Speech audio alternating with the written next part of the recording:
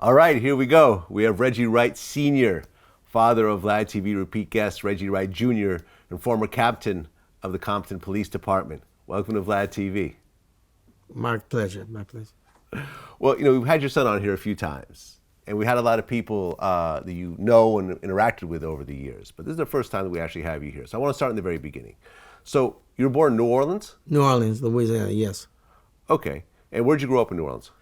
In New Orleans, I was the 9th Ward. I was originally lived in the 7th Ward. My first 2 or 3 years, I was told by my parents, obviously. And then we moved to the Desire Projects in the 9th Ward in New Orleans. And then in 1957, my dad and I came out to California to seek a place to stay. And my dad was getting hired for the post office in L.A. So he and I came out first, and then my mother and other siblings came out about 2 or 3 months later after we got settled. And once we got settled, we lived in the L.A. area, South Central area, and then we eventually moved into the Imperial Courts Projects in Watts. And I remained there until I got married when I was about 18 and lived in the area, and then finally moved to Compton, and that's where I spent most of my time. Okay, so you spent a lot of time in Watts. And what was Watts like back then? So we're talking about what the... We're talking about the 60s? 60s, yeah. Well, actually, I went to Markham Junior High School, got out of there in 1961. That's in Watts. Then went to David Starr Jordan, and from 61 to about 63. And then I went to Compton High, and I completed at Compton High in 65. Okay. Well, by 1969, that's when the gang thing started to really happen in Compton?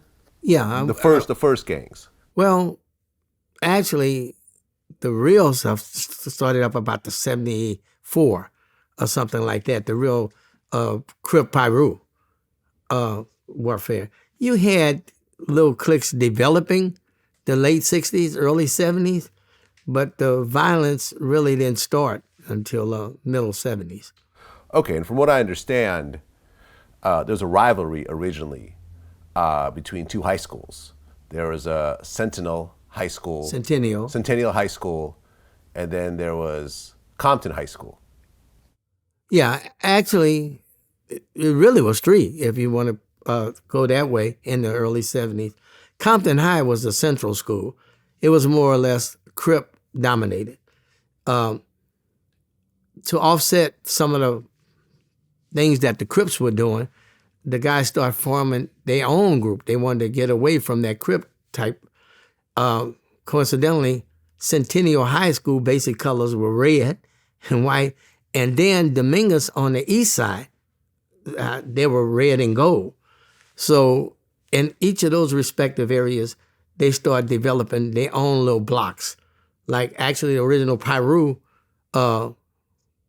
name of the Pyrus was taken from Pyru Street right off of Pyru and Central, where Sylvester Scott Puddin, he lived over in that area. They started their little group, and they basically went from Pyru to West Side when other areas over on the West Side started getting into that type of activity. Then on the East Side, it was Dominguez High School up around Luders Park. That's how they developed. They basically wanted to get away from the Crips, do their own thing. Now, wasn't there, I had read that there was this big basketball game that happened around 1970 where Centennial and Compton played. Centennial scored like 50 points. Compton scored almost nothing. And then Compton started throwing bottles and bricks and bats, and then a fight broke out. And then from then on in, it was like a retaliatory back and forth. You know what I'm talking about? That kind of was one of the incidents that kind of really started this rivalry. And that was about 74, 75. I wasn't on the police department at that time. I was a reserve of police. I wasn't a regular police officer, but I vaguely remember that incident. I think the game was at Dominguez High School between Dominguez and Compton. And yes, it was a big melee. And that kind of kicked it off along with about 1975 or 76 over in the east side of Compton near Luders Park. It was a swap meet over in that area.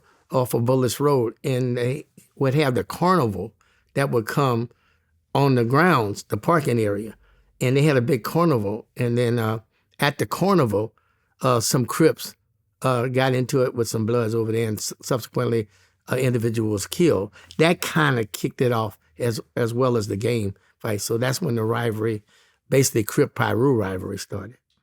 Okay, so you mentioned this in 76, you became a reserve officer. Yes, sir. And then by 79, you went to the academy. Yes, sir. And at that point, you became a real cop. Yeah. Regular. And do you have any family that were cops at all? Did you aspire to be a police officer as a kid, or? Well, not really.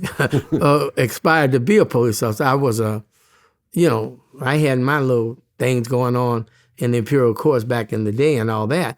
But when I moved to Compton, because subsequently got a job with Edison right there in Compton, my cousin, Joe Roseanne, who was a captain with LAPD, took the chief's job at Compton PD. And actually, I became a reserve officer because I had some friends who were police officers that would help me take my teams around, because I was in the basketball and we had a van club. And about 2 or 3 members of the Compton PD, friends of mine, would help me during the summer. And that piqued my interest in law enforcement. And they talked me into becoming a reserve first. And I did that for 3 years and then went over. But my cousin, who came over as chief of police, Joseph Roseanne, kind of talked me into becoming a regular police officer at Compton when he became chief. And I had a brother, you said family members, who was younger than me, 11 years younger, who wanted to go through the academy and all that. So he and I kind of went through it together and started in 79. Okay. So now you're part of Compton PD. And by this time, this is like 79, 80, was the gang situation really starting to rise? Yeah, it really started rising. But my experience, as far as being involved, it was going pretty good, really, like kind of kicking off between incidents, and shootings and stuff. When I got on, my cousin put me on a detail right after I had my training for about 5 or 6 months. I paired up with another officer named Steve Beckman, who he was a white guy that spoke Spanish very well, fluent in Spanish, and they paired me with him, and we started documenting guys, finding out who's who, what it was all about. But at that time, the system, didn't want to recognize the gang members in any way. Things were going on, but they didn't want to recognize it. So they didn't call details like gang units, like OSS, eventually with the sheriff, the crash with LAPD. That wasn't happening there. So they named our detail a graffiti detail. That's what we were, the graffiti team, because graffiti more or less was a basis of how we say, communications or dissing gang members. They would write on the wall their particular hoods and who's who and cross out who they didn't like. So that's what we were known as. But then, I forget the year, I think it was 80 something, there was a young lady, unfortunate lady, that was killed in LA area, I think West LA, around UCLA somewhere. Her name was Terry Tashima. I can't pronounce the last name. Tashima, I believe. She got shot in a crossfire and got killed at some event in that area. At that time, like I said, things were going on, but the gangbangers had got caught up in this dope market a little bit, so they were making money. So they were able to venture out away from their particular hoods and hang out in places like Westwood. It was in Westwood, places like that. And all of a sudden, you had a confrontation and a shootout, and this poor young lady got caught in the crossfire. Well, the next day, it jumped up, and all of a sudden, they started realizing, the system, I should say, oh, wow, we have a lot of gang members in L.A. County. There's over so many thousand gang members. My thought was, where you guys been? We've been a graffiti detail. We've been this. We've been dealing with this since 76 or 77. This was 80 something. Right, I looked it up. Go ahead. A woman named Miss Tashima. Yeah. I guess a Japanese woman. Yes. This was 1988. The shooting okay. actually happened. So this is sort of an interesting time, because what year did crack actually hit Compton? Early 82, 83, 84, something like that. Okay. Yeah, that's when the crack cocaine started being a proliferation. And so that enhanced the gangs in terms of finance, in terms of weapons. And the other interesting element that started with these gangs was the Vietnam War, was kind of ending. And a lot of these young guys had gone to Vietnam because they were drafted. But and they learned and was trained, they were trained in warfare, And quite frankly, during the early 70s that you talked about, and 80s, before all this real violence started, they used to have gangs and fights, but they were all with fist fights or some type of bumperjacks or whatever, but no gun violence. But when these guys came back and got discharged or whatever and started coming back to the hood, well, they start adopting this hit and run type of, they had that mentality, violence. And that's when the drive-bys started. And most of these cats that were more or less leading those guys had some formal training in shooting and stuff because they were back in the hood. And that was going off. Cocaine was there. All of a sudden, when the brothers were making the monies in the hood, then they got away from, when they started shooting, they got away from just a regular 38 or whatever. They were able to buy assault weapons. That's when we came on to the AR-15s and the AK-47. The guns weren't regulated to the point they can go right to, like we had a Boulevard gun shop on Long Beach Boulevard, and they would walk in and just pay and come out with guns. We start seeing at shooting scenes 30 and 40 cases on the ground, shell casing on the ground and stuff because of these automatic weapons. So that was kind of a unique thing that was going on in the middle 80s and subsequently got worse. Well, then in 1987, Eazy E dropped the song Boyz n the Hood. Yes. And for a lot of people, like I was growing up in the Bay Area at the time, we didn't know anything about gangs in LA, Crips, Bloods, nothing, or really the LA gang scene as a whole. And suddenly he's painting this picture, right, in 87. And Eazy E was a Kelly Park Crip, right? Well, he associated with Kelly Park. Eazy never was really a hard banger. He wasn't no banger. Dope dealer. Yeah. He sold a little dope and had a little clique and stuff like that. And he associated with Kelly Park because he lived actually in the hood called N Hood, which was adjacent to Kelly Park. And they kind of commingled with each other. They were, like partners. And so he really didn't claim Kelly Park. Yeah. But he was affiliated. There you go. Okay. Do you know Eazy at all? I met him a couple of times, never really dealt with him hard. And the reason why he and I talked, his last name was Wright and my last name was Wright. So I grabbed him one time and said, hey, boy, you better not be related to me or something. He laughed and we talked about it, but we weren't related at all. But I never had no real negative contact with him. Okay. And then by 88, Eazy E started to really build up. N.W.A. is building up. Eazy drops the Eazy Does It album, which was a huge smash. N.W.A. drops Fuck the Police. Yes. What was it like in Compton when the biggest group ever in Compton suddenly drops a song called Fuck the Police and it becomes a worldwide hit, essentially? Well, like you said, it was crazy because the videos started coming out as well with the songs and that attached. I remember distinctly right at Alondra and Long Beach Boulevard at a place was a auto dealer where they polish cars and wash cars and stuff. They did a big video there.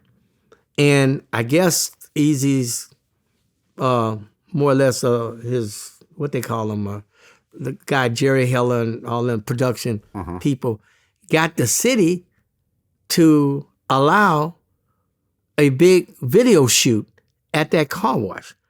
And it was the car wash where it was the video where Eazy was kind of dissing the other people, the mobs and my Paru, what Suge was part of and all that. He started dissing all of them. Later on, of course. Later, but I'm saying this was about 88. I mean, no. The whole dissing of 90s. Suge was like in the 90s, like the early, like Death Row wasn't even around. But I'm saying the video is what drew all that.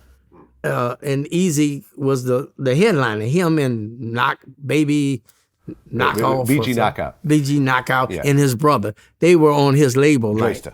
Okay, but that. I remember that distinctly, and that kind of like kicked off a lot. But as I recall, and I'm talking about 30 years ago, she was 88 or something. Real Compton City G's came out in 93. Okay. So that was a little bit later on. Okay. I mean, but within Compton City Police Department, were your fellow cops bothered by the song Fuck the Police? Yes, sir. Because up until that point, no one really said that on a record. People may have said little snide remarks, but fuck the police, that's our chorus. And this song is a hit record. Well, and I'm sure cars are driving around playing it, which you guys have to listen to. But I think I remember Lad, well, that was a different time. Brendan and Lad was telling me about they rolled alongside of a car that was blasting the song, and said, F the police. Knowing they were the police, roll alongside them and blasting it. And they but see, they were a different type of police, Brendan and Lad, and more the people that ended up on the gang unit. But regular patrol officers didn't take to that at all. Right. Matter of fact, they had some concern with us and negative actions toward us. It's talking about y'all are gang lovers and, how in the world y'all can be around. And because, we had to kind of like talk to them and work with the gang members in order to document certain things about who's who. But a lot of our fellow officers didn't like us even talking with them in any kind of civil manner. But they didn't realize we were an intelligence gathering unit. They just say, how can you be around or talk to F the police and all that kind of stuff. So it was some dissension in the department, definitely, because of that. Right. Then N.W.A. drops the album Straight Outta Compton, which really kind of put Compton on the map. And that was a huge multi-platinum album, and suddenly, everyone knows about it and so forth. And then that same year, the movie Colors comes out. And that was the first time, especially from outsiders like myself, that you ever even heard about Crips and Bloods. And it really kind of romanticized this whole kind of thing, where this was a very local LA thing. There were no Crips and Bloods in other cities and states, but here's this national movie. Sean Penn, who's a big movie star, is in it. Robert Duvall is in it. When that movie came out, did that really make a difference in terms of just gangs in general in LA? And I mean, in Compton? No, I don't say that influenced as much as just highlighting some of the things they were doing. But the gang warfare was going good even before Colors. I mean, not going good. I don't want to say it in a positive way. The activity was almost out of control. Yeah. Even before the picture came out.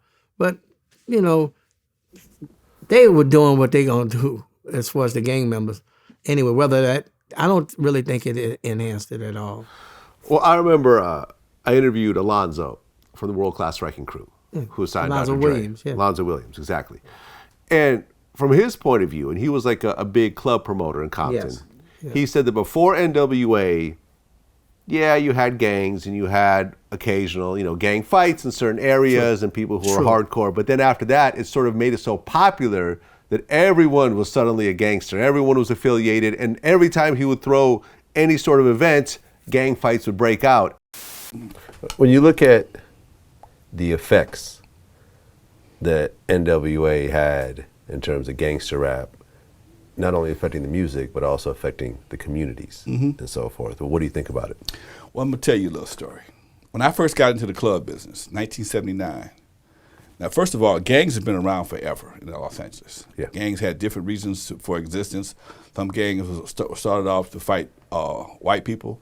Some gangs were designed to fight the police in the community, because what we're experiencing right now is nothing new. It's just being televised more. So the ratio of gangbangers to civilians was minuscule in the early 70s and early 80s, late 70s, early 80s, okay? Right after N.W.A. Now, I've been in the club business all this time. And I stopped making records. Went back to my second career, which is nightclub owner. What happened was N.W.A. and gangster rap made gangster lifestyle cool. So the ratio started to change. Everybody was a gangbanger. It used to be 5% gangbanger, okay? Because gangbangers, once upon a time, had a code. You just couldn't have a gun. You had to be able to fight. You had to have something to bring to the hood other than a pistol. Well, at some point in time, when the dope and the gangbanging became profitable, everybody became a gangbanger. So now you got 95% gangsters or 90% gangsters and 10% civilians. Because of just that, and Alonzo, he's right, right on as far as his knowledge and what he's talking about that time. Because he had what they call the Wrecking Crew, were the original guys who got started with, Dre and Yella, all them, DJ Yellow and E and Dre and all them. They were the Wrecking Crew. Eazy E wasn't part of the Wrecking Crew. No, he was just affiliated. Sorry, Yeah. I was trying to say. But the other guys were Yellow. Yella and Dre was part of it. Yeah. Dre and Ice Cube. No, Ice Cube was sort of affiliated with a different group. All right, but I'm just saying that they were on the stage together at this particular event, and because of that violence, that's when Alonzo reached out to Compton PD off-duty people, myself and his cousin Philip Bailey and stuff, and we worked those events. We worked those events, off-duty Compton police officers, and we had to break up and keep it because, like you're saying, that's when the rivalry really was kicking up, and where they see each other, all of a sudden something jump. So you couldn't have events in Compton that would draw those types of difference. How would you say, different groups or the Crips?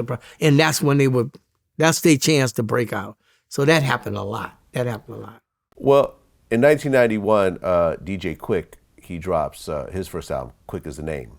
Okay. And when he was sort of circulating his tapes beforehand, he was the first one to start mentioning Treetop Pyru in his songs. Yes. Like Eazy E and N.W.A. talked about gangs and gangbang, but no one said Crip, Blood, nothing. No one said Kelly Park, no one said Pyru, nothing. But then Quik was the first one to actually mention Treetop. And then that sort of started a trend of people starting to claim gangs in their music. And identifying their sets from where they come from. Right. That's exactly what happened.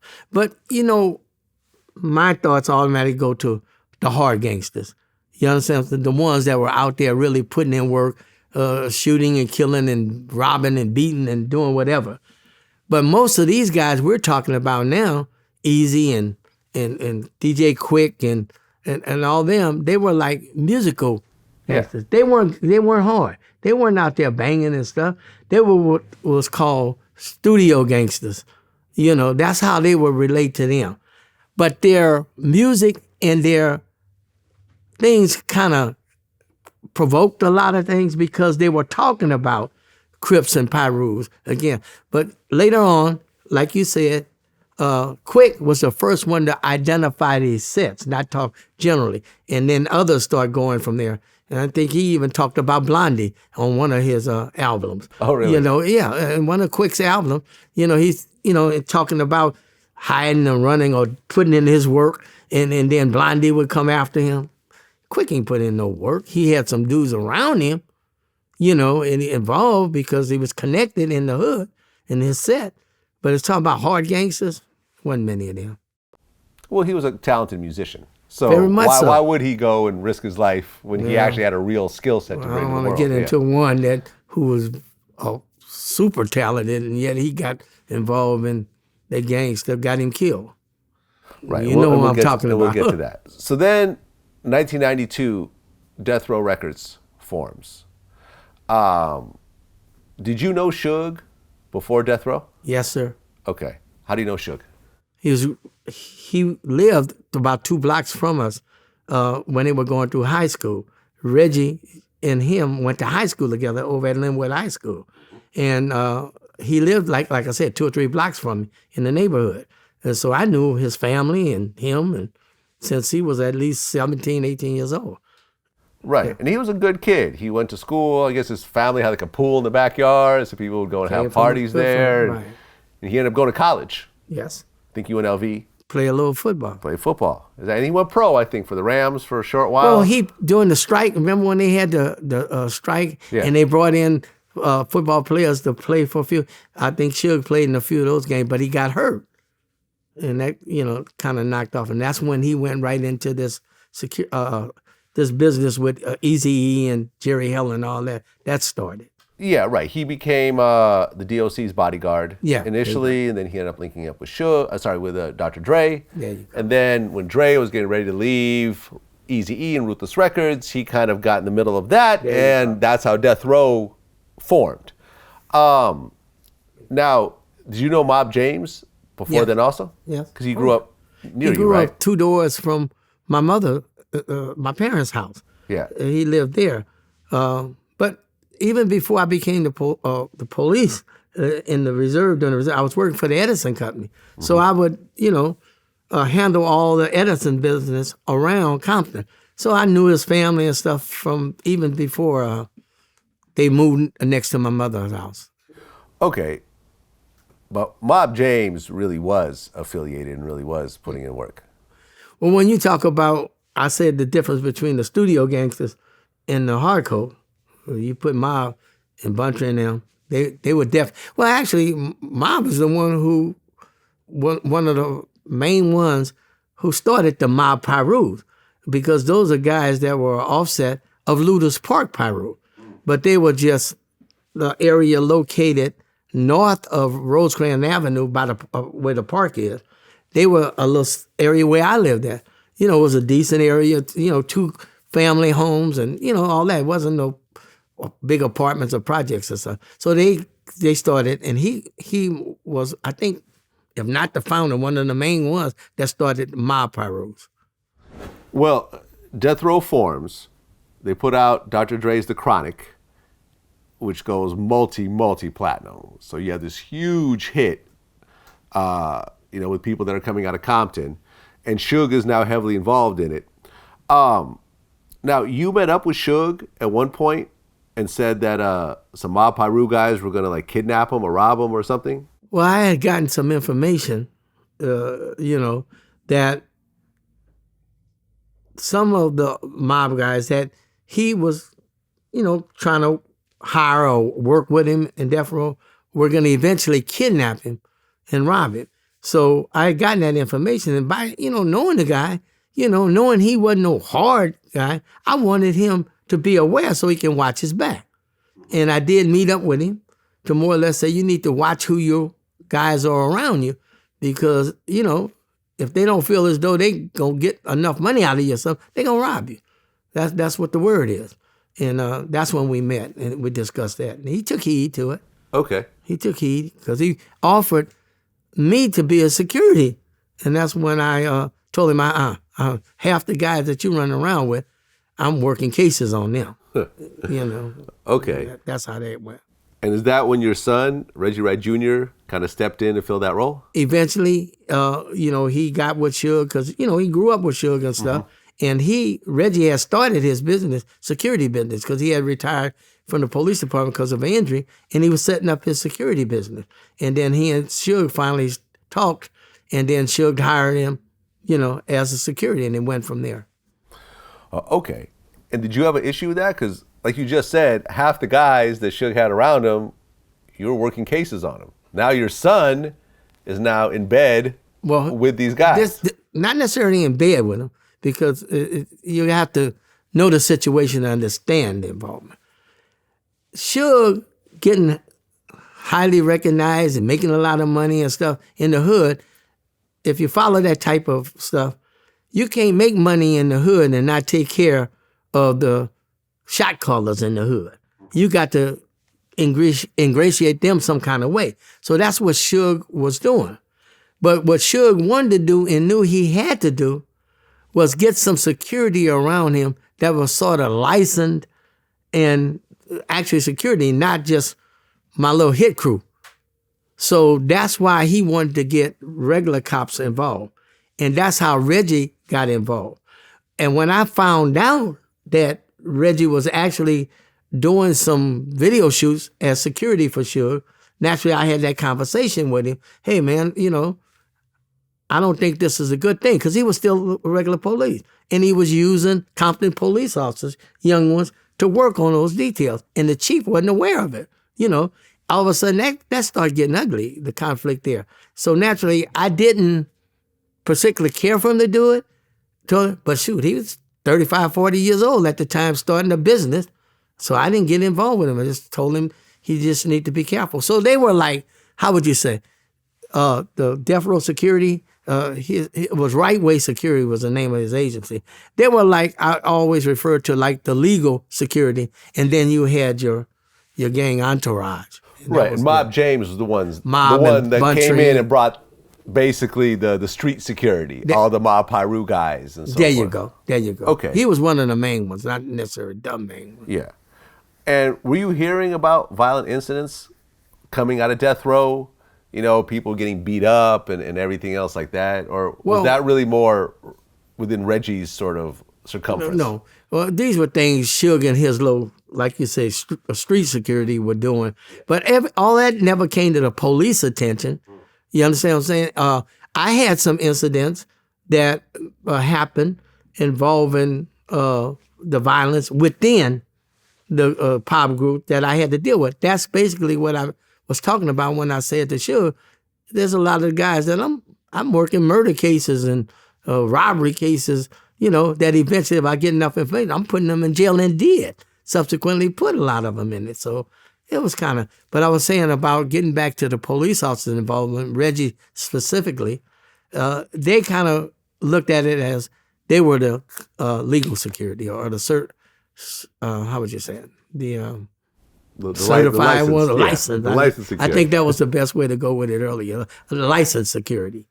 And were you yourself going to any death row functions or anything? Oh, heck no. Not unless I was going there to arrest one of them or just surveil. Okay. Because like I said, so, were you having to do that? Arrest or surveil death row entourage members?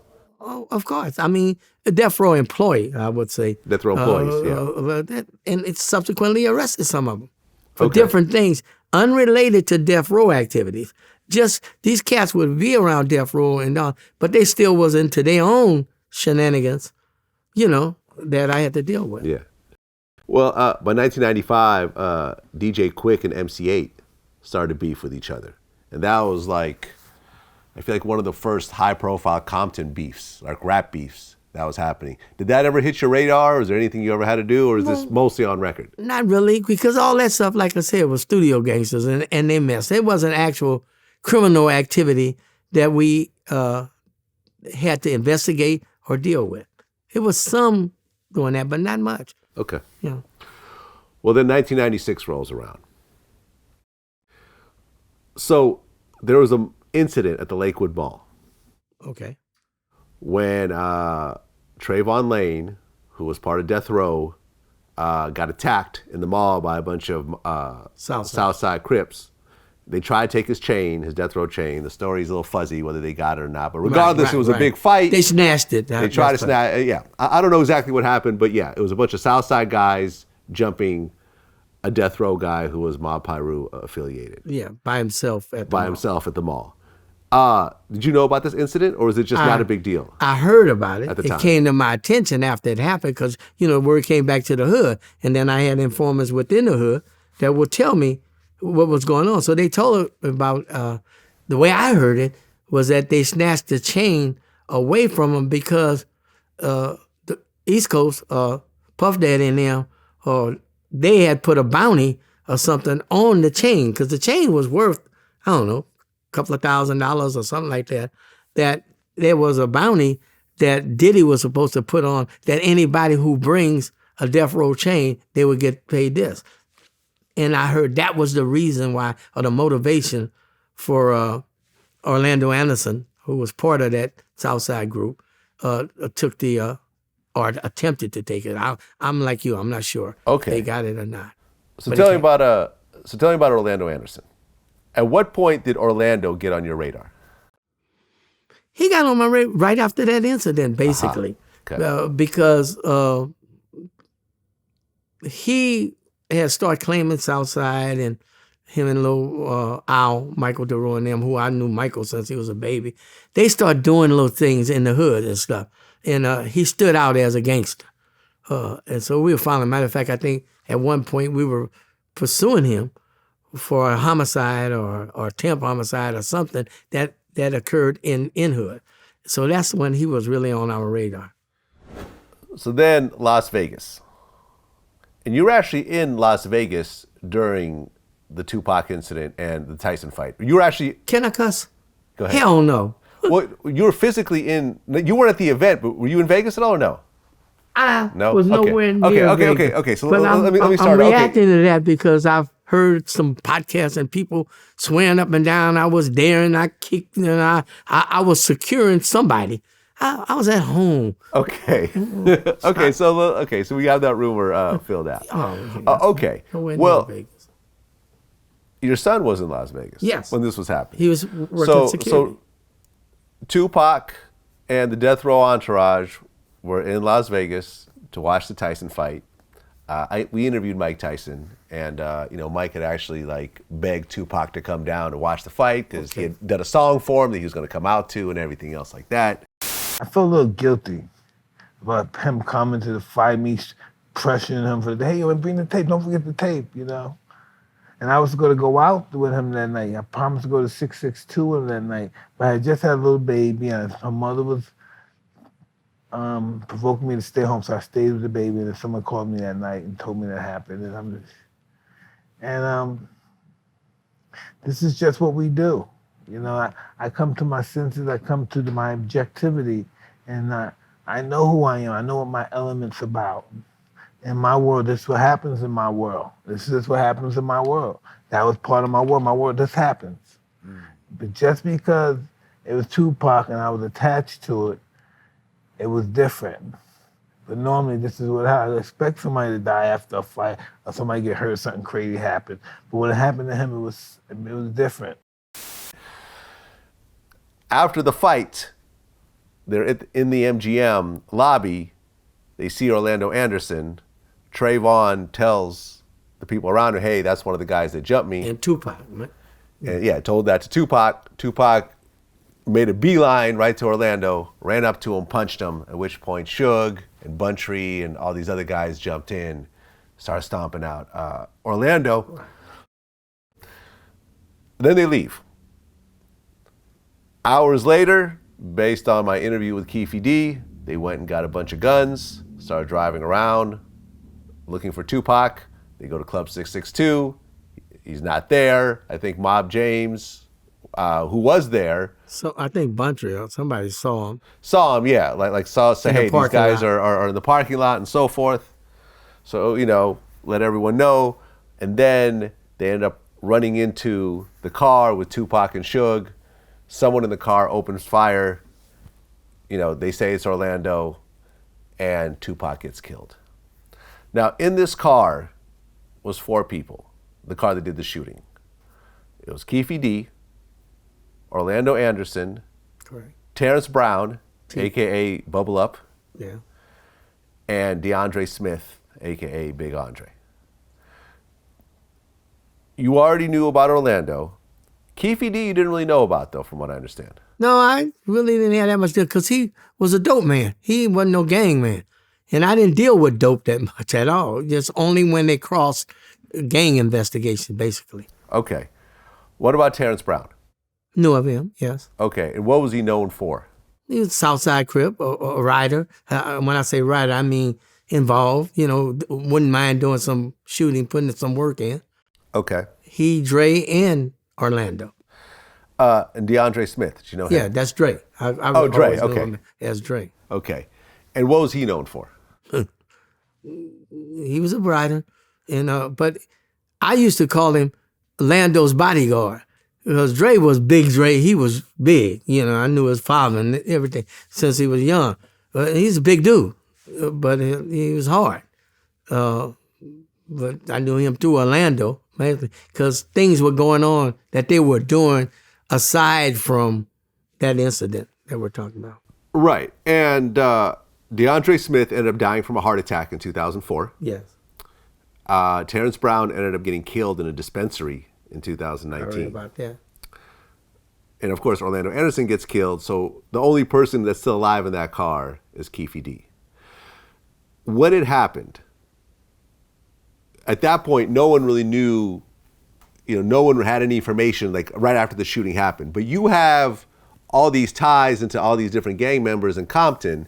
And did you actually have informants and so forth that are working for you at the time? Yeah, well, Reggie called me a couple hours after the shooting had occurred. They were at the scene and Reggie went to the hospital. And he called me. I was at home, sleep, not in Vegas. And then Reggie called me and said, "Hey, Dad, Tupac and Suge just got shot." And then he told me he thought Tupac was dead. And he said Suge was okay. He had got grazed. And they're investigating it all. And then he told me basically who he had believed or was hearing was involved because he wasn't there at the shooting. Yeah. He was told, and he was told it was Southside and how it happened, and they were in the car and all that. So we immediately started investigating that the next day, what the information Reggie was giving me. Okay. I tried to get the information to Las Vegas PD as Reggie was telling me, but when they heard the name Reginald Wright, knowing from the scene there was a security Reginald Wright at the scene, former Compton PD, they conflated that. They came up with that was me. And so when I was calling to try to give them information, they didn't want to deal with me. Huh. So, and later on, when it got deeper, we started having shootings the next day between Mob and Looters and Southside. Eventually, we had to start investigating that.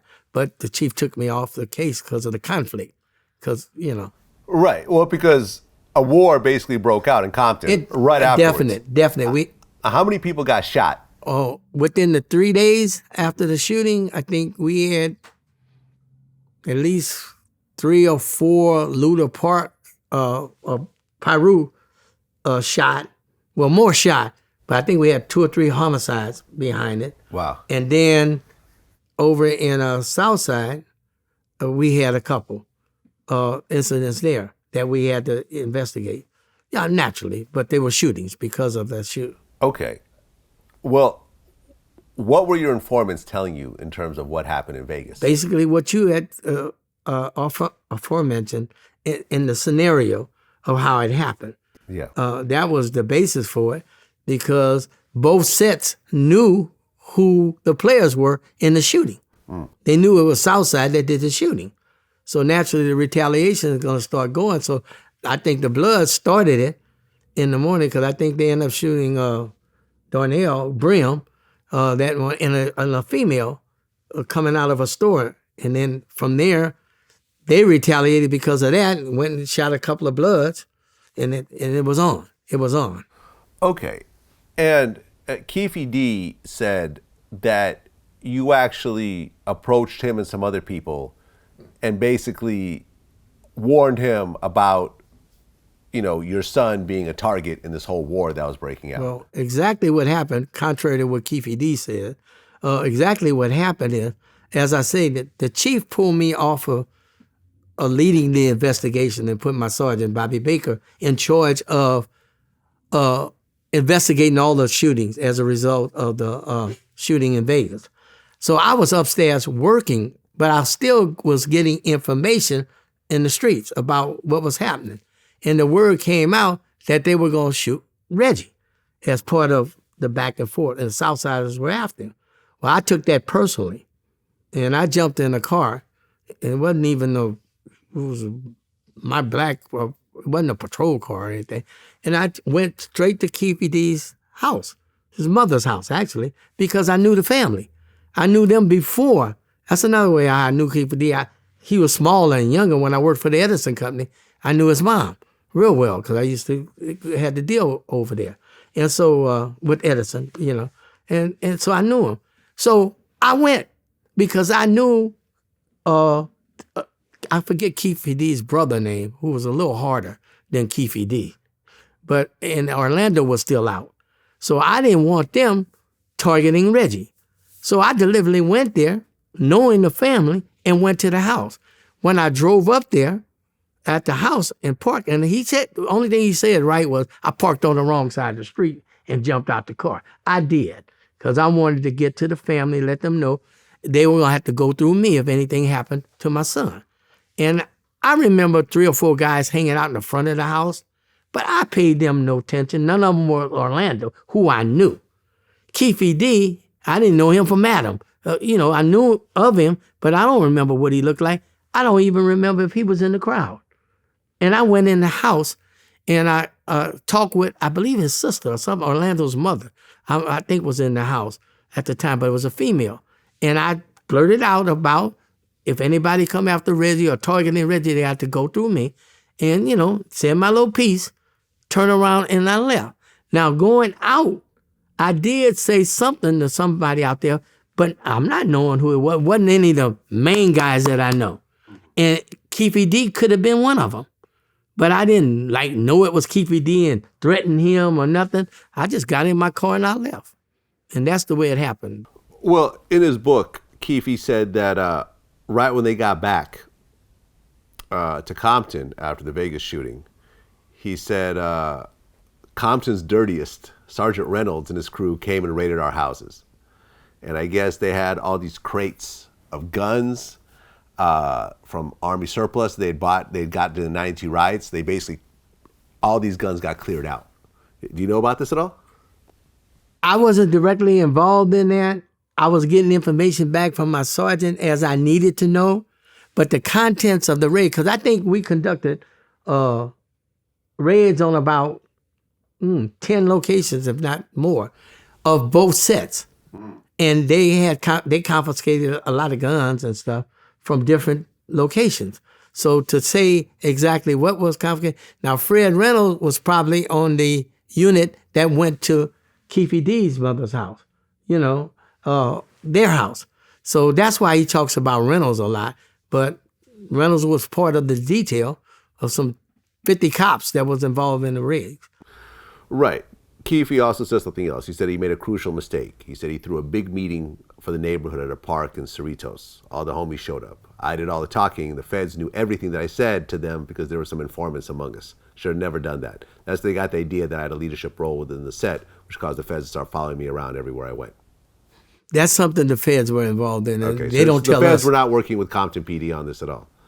I don't know for that particular, as it related to those raids that we were doing in the Tupac shooting, because I wasn't directly over that.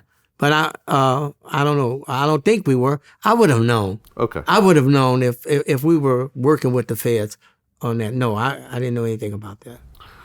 Well, there was a lot of connections that Suge had with police. So, for example, he had Reggie Wright Jr. working as head of his security, Right Way Security. But then on the other side of LA, there was David Mack and Rafael Perez, who were part of the crash unit, was it? I think they were part of crash. They were LAPD. They're LAPD. And I think they were part of crash. I really don't know. and they're rumored to be members of the Bloods themselves, and ultimately they end up going to prison over bank robbery charges and so forth. Yeah, they were crooks, but they weren't Bloods that I know associated with any particular gang set. Did you know them at all? No, I didn't know them till all that started coming out about the bank, and then when the other one, Gaines, got shot, you know, with the road rage thing with another LAPD off, that's when I started knowing of them. Okay. Yes, sir. Got it. Okay. Well, Orlando Anderson actually got paid off by Suge. He got paid like $60,000 to try to testify on his behalf. I heard about that. And then once that happened, sort of like everything started to kind of die down a little bit because people felt like they got some money out of it and then and so forth. Did you see things start to die down after a little while? A little, but I didn't attribute it to that because I wasn't aware of that agreement and them, Suge and them soliciting Anderson. Because if I would have been aware that that was going down, I would have and had an obligation to notify the DA's office, you know, that this was happening so they can expect Orlando to show up to be a hostile witness for the prosecution. Mm-hmm.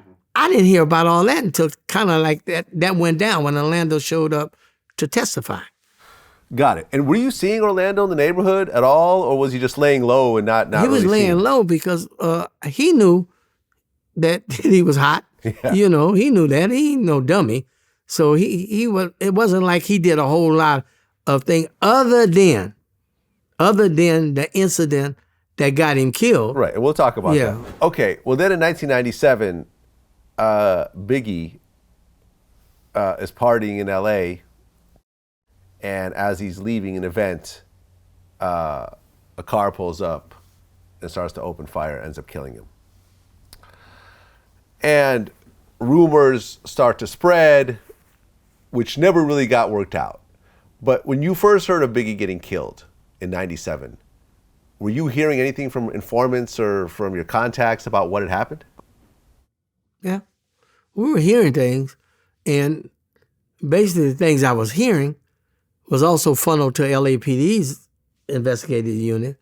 And I think I might have been contacted by someone on that unit. I think I did, one of the officers, and relayed some of the information, and it was basically somebody in Suge's organization responsible. Well, according to Reggie, he believes that Wardell Foose, Poochie, aka Poochie, who's no longer alive, is the one Correct. who did it. He was the trigger man. I'm convinced of that myself. I can't, just throw out a whole lot of evidence or whatever, but I think LAPD subsequently got the correct information when they start focusing on Poochie, because that's what I was hearing in the street. But they were focusing on other things at the time. I think some Muslim guy or some friend of Mac or one of them or something. But they were focusing on that at the time. But I always heard it streetwise and believe it till the day it was Wardell Fouse, Poochie. Okay, and did you know Poochie? Very well. Very well. So what was Poochie known for? He was a hitter. Poochie was a stone cold killer. I mean, he was a hitman, basically, but he wasn't no joke. I knew him since he was about 15 years old. Matter of fact, arrested him a couple of times. I think Reggie even subsequently, when he was working, arrested Poochie. Poochie wasn't no joke. Okay, how many murders was he tied to? I don't know really, for? But I know of at least a couple of them we were investigating on him. Never can really put him there, but street talk was a lot in terms of what I was hearing. Yeah. Okay.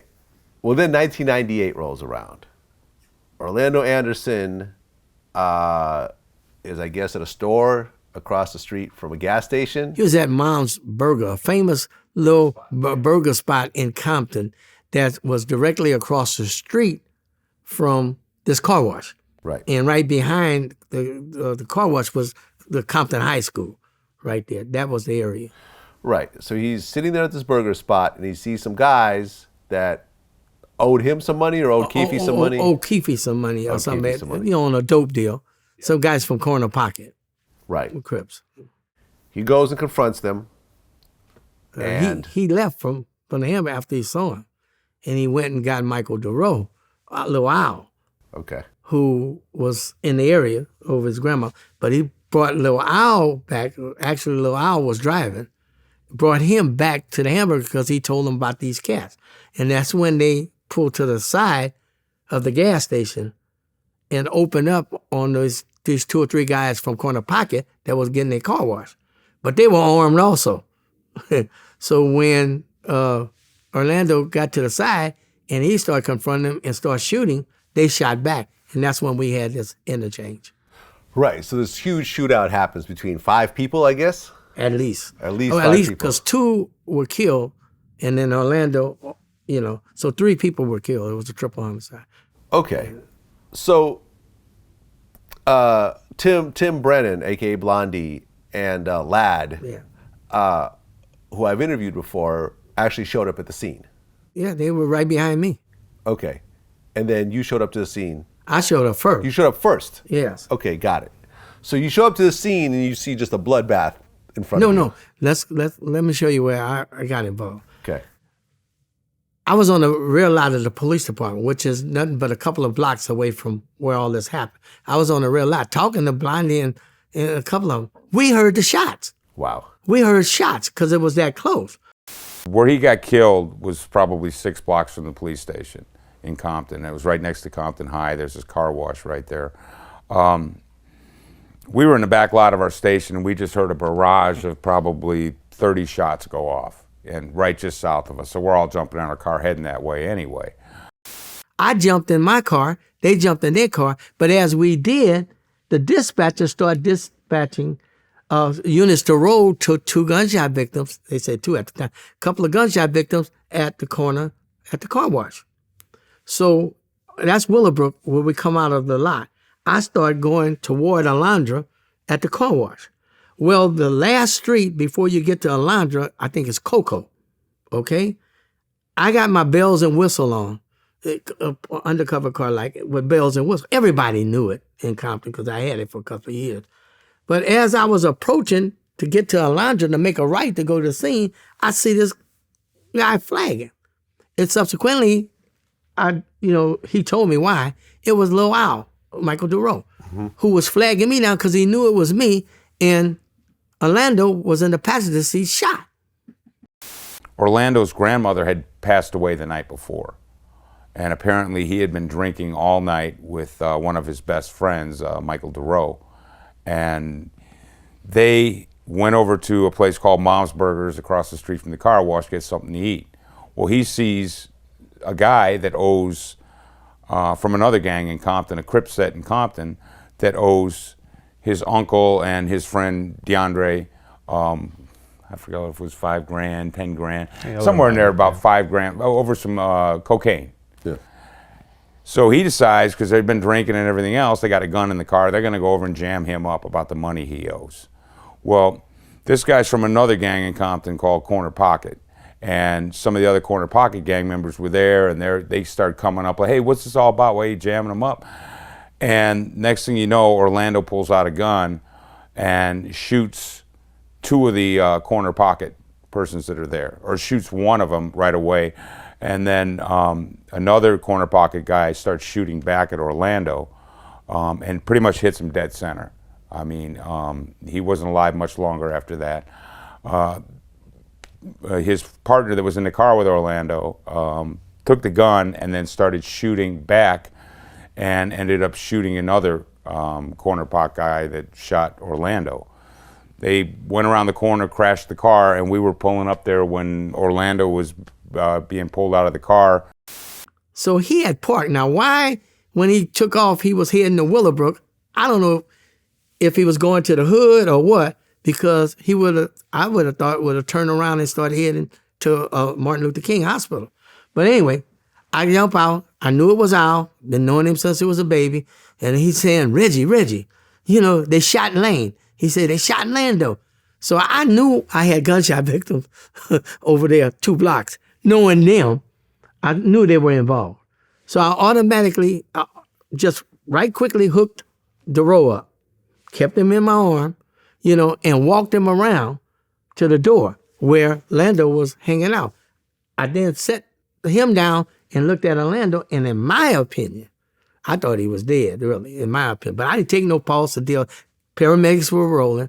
So I made it set Michael down and told him, I'll be to the station to talk to you. We're going to take care of him. I'm going to the scene. There's a gunshot victim around there. He said, okay, Red. Okay, he didn't say anything. He just said, I ain't talking to nobody but you. I said, okay, no problem. So I think Blondie and they were there. But I told them, I'm code for go.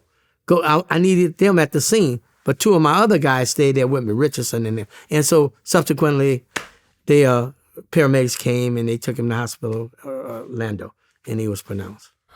Well, one of the cops actually asked Orlando about Tupac's murder as he was dying to try to get a death confession.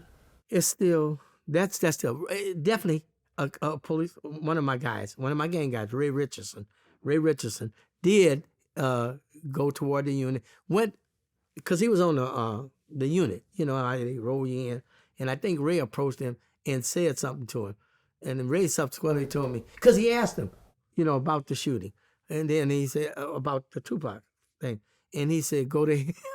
He told Ray where to go. you know. Told him to go to hell. I don't know if it was to hell or where, but it wasn't nice. Ray Richardson would have to tell you. But that was the response that he got. So Ray came off and they went on out their way. And, I mean, up to this point, had you ever questioned Orlando about the Tupac shooting or no? Never saw him until Never saw him. Okay. What's ironic about this whole situation is that I interviewed Chris Carroll, who was the first responder in Las Vegas during the Tupac shooting. And he said as he pulled Tupac out of the car and he tried to get a death confession out of him, when Tupac realized he was a cop, he said, "Fuck you," and then slipped into a coma and ultimately ended up dying. I looked at him once again. I said, "What happened? Who did this? Who shot you?" And now he's looking at me, so we're looking at each other in the eyes. And this is kind of the first time he's even acknowledging my presence. And he looked at me, and I could tell he was getting a breath together to tell me. And he looked me right in the eyes, and we looked at each other, and he said, "Fuck you." And he said it just like that, with the emphasis on that F to really let me know. That's how he felt. So he said that, and right after he said it, he just started gurgling, and you could tell he was in bad shape, and his eyes, he's starting to lose consciousness then, and his eyes roll back. And as it turns out, that would be his last conscious moment and his last words. And it's so interesting how these two men, who are always going to be tied together in this twisted type of way, both of them told the cops to go fuck themselves as they're trying to get death confessions out of them. Well, that's the mentality. It's the mentality, goes back to the old gangsters back in the day when they get ready to go to the what they call it, when they go execute them, they go down hard. Yeah. They go down hard. I mean, after after Orlando passes away, did more information come out about the Tupac shooting? Because, a lot of times people are more prone to talk about someone when they're no longer there. Well, yeah, things came out, but from the streets, at least my unit and us, we were always convinced who it was, Matter of fact, as it came to me with my sergeant, Bobby Baker and them, they started investigating the Tupac shooting the day after and started getting the information. Matter of fact, I remember Sergeant Baker found the white Cadillac that they were in that was the bullet holes or something were being repaired at a body shop that we were familiar with. Yeah. And Bobby ended up going there. I think found out it was a rental car or something, but the actual car. Excuse me. And then during the raids that we conducted, at least at some point doing it, they thought they found a gun at a stash house in Southside that was similar caliber and all that. That eventually I heard the stories that sheriffs eventually got involved or something and did the ballistics on the type of weapon. How that came out, I don't know, because at the time the sheriff had taken over, was working with Las Vegas and that kind of stuff. Those things start happening. Well, well, that next year, 1999, there was a Compton Police corruption report, and you and your son were tied into this report in terms of 200 kilos of missing cocaine? Heck no. You know what I'm talking about? I ain't never been investigated by no missing cocaine. Members of our department, yeah. Members of our department above me were accused of being involved in that, what turned out to be untrue. But Reggie and I was never part of that. I never had no dope connection to have access, nor did Reggie ever have to be caught up. And that's the first I'm hearing of anything like that. I don't know where that came from. There's an article about it. Okay, and there was also something about a gun that went missing that ended up in death row at one point. And no? It's so many different people come up with all these theories and beliefs and all this kind of stuff. And it was a gun or something that came out of property that was involved in a Long Beach PD also shooting. That came out. A Long out. Beach police officer got shot with a gun that was missing. That should have been according to their investigation in property. How it got out of property, I don't know. Now, I do remember, since you kind of helped my recollection, how a mayor or somebody at the time was getting information that gun was taken out of property by me or somebody, or given to gang members who subsequently shot the police officer. Yeah. But I think they interviewed the gang member at some point to investigate. Said, Reggie, he gave me no gun. You know, it's a lot of theories. Well, that was sort of a preface to what happened in 2000, because, I mean, essentially there was like 8 murders that happened in 10 days in July of 2000. And then the Compton City Council ended up having a vote and actually disintegrated Compton PD. Yeah, that ain't had anything to do with no guns or directly. The Compton City Council were entertaining changing the enforcement to the sheriff department before I joined. But it really got hot with Omar Bradley's council of going sheriff. But that started even before all this Tupac stuff. So, no, it wasn't no incident that I'm aware of that the reason, the catalyst for going sheriff. No, that's wrong. Okay. Well, but ultimately Compton PD went away and it became part of the sheriff's department. They made it, merged us into the sheriff's department in September of 2000. Right.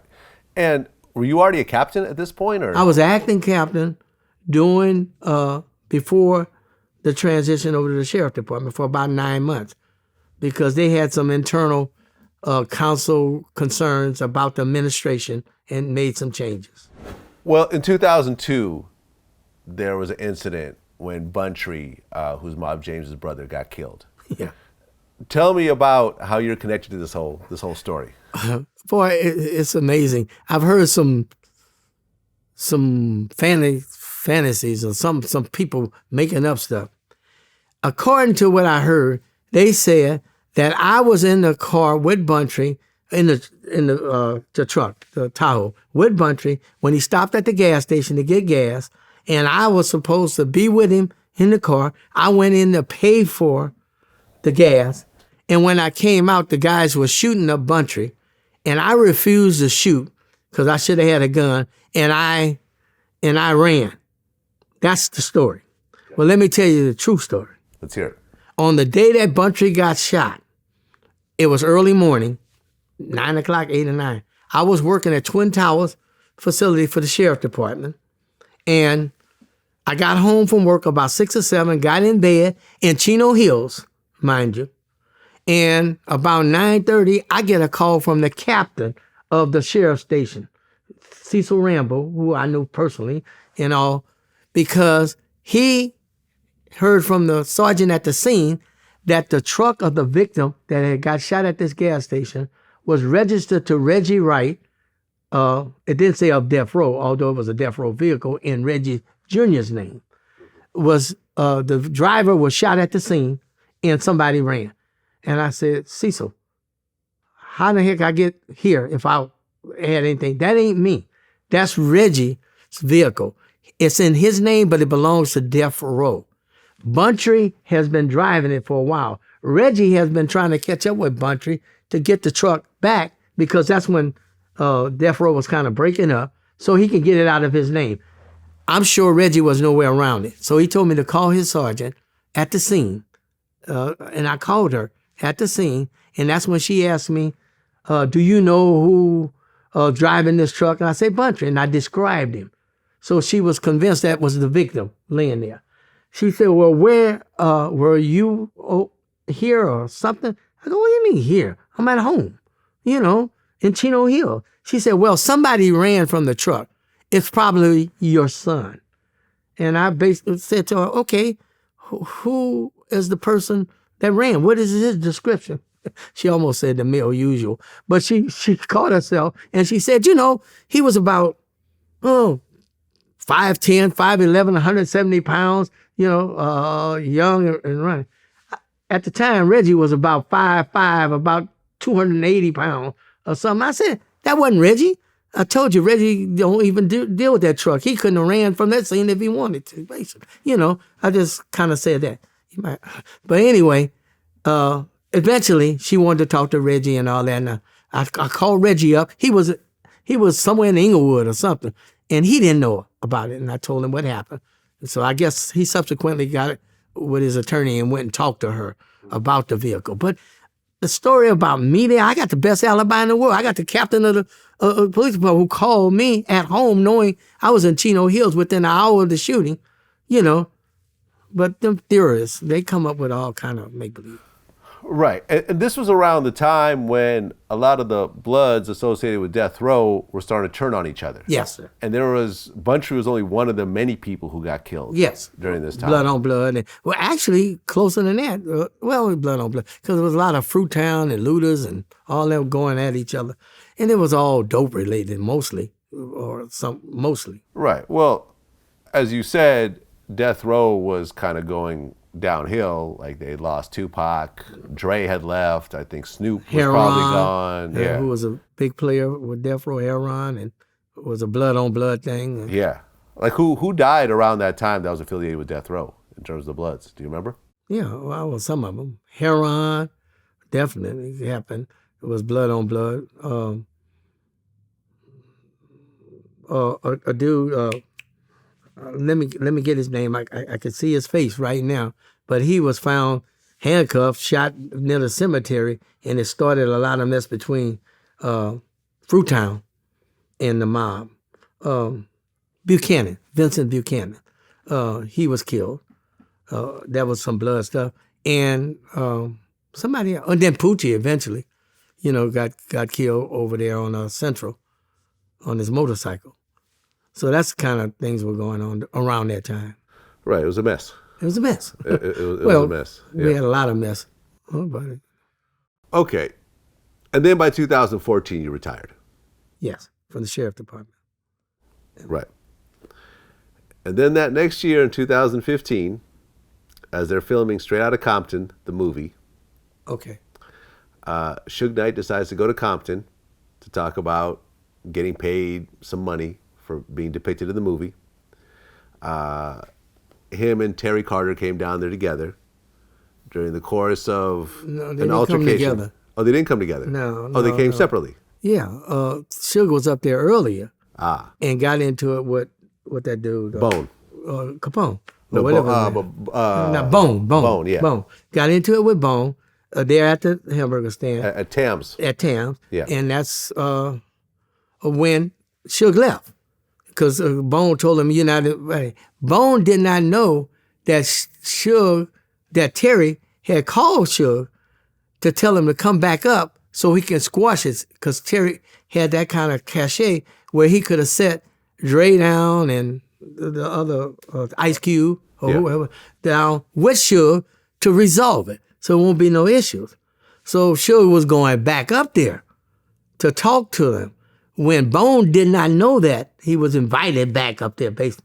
And as Suge pulled into the parking lot, as we all seen on TV, that's when Bone approached the vehicle, and that went from there. Yeah, I mean, Bone started punching Suge in the face. Or whatever, or with the gun, they say. Suge backed up, hit Bone, and then went forward again, ran over Bone, and then in the process accidentally hit Terry. Because Bone was in his path of trying to get away. Yeah, well, Terry was in the path. Terry was in the path. Yes. Terry ends up getting killed. He wouldn't have intended to hit Terry at all. I'm not convinced of that. And eventually, after a long, drawn-out, civil situation where various lawyers got indicted for trying to bribe witnesses and so forth, it was a mess. Suge eventually pleaded out to 28 years in prison, which is where he's at right now. Did that surprise you at all in terms of the way Suge's story ended? No. I had talked with Suge earlier and stuff about, use his vision and do the things he was doing, because the boy had a vision in terms of how to run a company and do stuff, and it could have went a long way. But I knew he had a mentality of a gangster mentality. And I tried to ask him to get away from that, and he never did. So all kind of things was going on, like we talked about in death row and some of the people and all that. And you alluded to some times where his street security was beating up folks or whatever. All that I was coming back to me, but a lot of it wasn't happening in our jurisdiction or didn't come to our attention criminally, or I would have had to go deal with Suge. That never happened. But Suge's path didn't surprise me. And where he is and how he got there doesn't surprise me. It saddens me, but it doesn't surprise me. It's very sad because he could be a billionaire right now. He could have been. Yeah. I mean, easily, like Diddy. You know? Or Dre, who he was partners with. Well, Dre got smart. Dre got smart, and he left. And then in 2017, your son gets arrested for drug trafficking. And unfortunately, since he used your bank account, you got tied into it. Yes. I'm not going to dwell too much on this, but Reggie Wright Jr. ended up pleading guilty. Yeah. And in the process, he made sure that you didn't get caught up in the situation where you didn't have to go do any prison time. Well, he was telling the truth about my not involvement. As the U.S. attorney felt as though I was connected because of the account and certain things that happened in the investigation. Yeah. But it was all innocent on my part because I had no idea of what he was caught up in. But I, subsequently got that over with, and it's behind me, unfortunately. I mean, you were, in 2017, you were 71 years old? Yes, I think. I mean, how terrifying was it for a 71-year-old man, former police officer, to be potentially facing jail time? It's not a good thing, of course. I don't care if I was 21 or 71 or 81. Yeah. And me being on the other side of the law, it concerned me, but it didn't scare me because I knew I was innocent of what they were trying to bring to me. I wasn't involved the way they came at. I don't think I was involved with is my son had my checking account and I drew some money out for him at times that they surveilled and saw me, but I'm thinking that was good money because he was doing productions and stuff. Yeah. And the account, the account that he had, my wife and I had that account when we were together. But later on, she got her own account. I got my own account. That bank account was just sitting there, and I let Reggie have it in, what was that, 2007. He had complete charge of it. He had the passcode, the invoice, everything was going to the post office box. Mm-hmm. So I didn't know nothing about what was happening with that account until they came to my house and put the cuffs on me. But that thing you got cuffed and everything, huh? Yeah, well, they rated like they thought I was got it. I mean, I've been on the other side of what they were doing, so it didn't shock me. Yeah, but I bet. But it was interesting. However, I got past all that, and people realized I wasn't even the U.S. attorney, wasn't involved like they initially thought, and I got by that. There you go. I'm trying to move on. But I was 71 and concerned. I didn't want to go to jail. Right. I didn't go to jail, but that's that. And Reggie Wright ended up going to jail. Yes. For what, 2 years? About almost 2 years, I think. Almost 2 years of his sentence. He ended up getting out and catching COVID. Yeah. And ultimately he pulled out of it. It's kind of like karma, unfortunately. Well, how did it feel just recently when watching the Super Bowl during the halftime show? Dr. Dre is performing and they have Tams. Yeah. They have the set included Tams Burgers, which is the infamous Compton burger spot where, for example, Suge ended up, running over Terry and probably all types of other incidents happened over the years, both good and bad. But to actually see that on the biggest stage. No doubt that was a shot at Suge. It was you feel that Tams was a shot at Suge? Reggie and I discussed it right after we saw the Super Bowl. He called me. He go, "What? The biggest hamburger stand or pastrami stand in the city of Compton is till the day is Louis Burgers." So it's not Tams. No, that I know of. Okay. I know we spend more time Louis. You talk about Compton, you talk about pastrami or good burger. You talk about Louis, either number 1 or 2. The only one left right now is Rosecrans and Bullets. It used to be right by the station. That's everybody know. They could have put Louis' Burgers up there. You know, they could have put Mom's Burger where the incident happened because it's famous.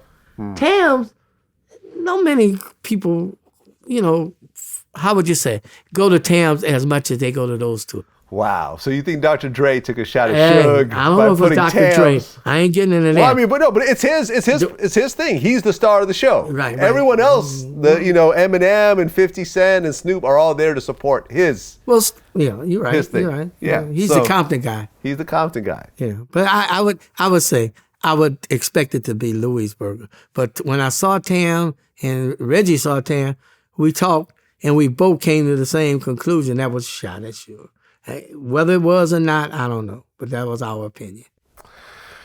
Well, Reggie Wright Sr., quite a life. Quite a journey from Very interesting. growing up in the projects in New Orleans to to then going to the projects of Watts to becoming captain of the police to everything involved in the whole death row story to getting handcuffed at 70 years old to ultimately getting your name cleared and so forth and sitting down here and telling your story. I feel this is very historical stuff because it was. All my friends tell me I should write a book, Blondie, and everybody. But I never was a writer, so. Yeah, rest in peace, Blondie, who passed away. Yeah, Blondie and Lad, they once upon a time in Compton. They wrote a good book. And then Fred Reynolds, who they talked about, Sergeant Reynolds, he subsequently have a book out there, Black and Gray All Over, something like that.